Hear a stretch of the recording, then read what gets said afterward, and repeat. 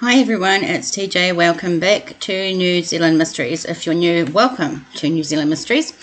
We are going over our cold case series where we review information from a TV show called Cold Case in New Zealand. We just want to go over the evidence that they found. It's an old case. It's from Season 2, Episode 4. It can be found on the New Zealand Police website, police.govt.nz. And we're going to go and have a look. So Miss Joanne Chatfield, or Jo as she was known, went missing in 1988. So this is a real old case. It aired on TV in 2020 on the 24th of November. I'm going to have links in the description box below of this particular page if you want to go and investigate more yourself, have a look at the pictures, and also a link to where you might be able to still see. So we're going to go over just a few things and we'll try and have a look at the pictures that are here as well. So Miss Chatfield, Jo as she was known, was last seen by friends in central Auckland just before midnight on Saturday 19th of November 1988. She was leaving the Auckland University Student Union area after attending a concert where bands Tinnitus and Ministry of Compulsory Joy had performed, and from what I can remember these are punk sort of bands. Jo headed off on Princess Street walking towards Wellesley Street. Neither Jo nor any of the 17-year-old young woman's possessions have ever been found.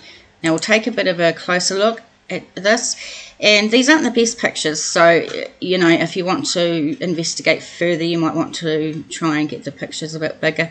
But this here is Wellesley Street and this is Princess Street, so she was last seen around here.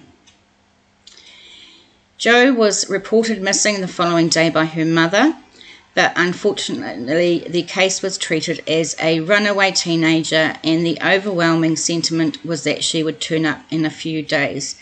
And how often do you hear that, especially in America more often, that they just say it's a runaway.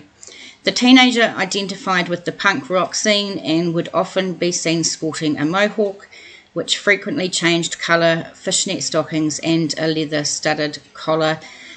For what I've been told, she didn't have a mohawk that day. Police have established that Jo was likely to have had further plans for the evening after she left the university gig. So questions: do you remember seeing her at another gig that night? Jo was also known to follow the Warners, which is a band that was playing at Connections on the corner of Albert and Wolfe Streets the night she disappeared. Could Jo have gone on foot to another punk gig at Knox Hall in Parnell and taken a shortcut through the Auckland Domain, or perhaps been given a ride to another venue entirely? Police are now prepared to reveal that another young woman who attended the same uni gig as Jo was threatened, grabbed from behind and forcibly removed from that gig and taken in the direction of the Auckland Domain, where she was sexually assaulted. So question: does this type of offending from the late 1980s sound familiar to you? If so, police need to hear from you. Police are casting their net wide. Detectives would like to hear from anyone they haven't spoken to who attended the Auckland Uni gig.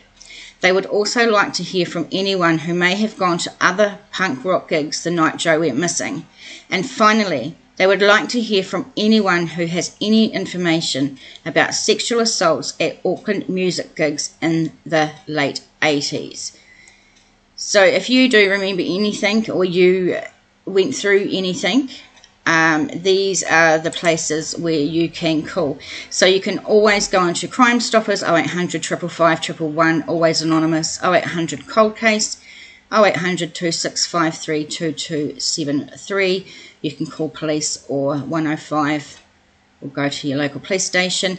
Please subscribe, like and hit the notification bell. I know it doesn't mean much to you, but it means a lot for the channel, and it means that more people are going to see this little review and it might pop into someone's memory something that happened back then. So this was just a quick one, but please share around, and if any information, please do contact the police. Thank you for being here. See you next time.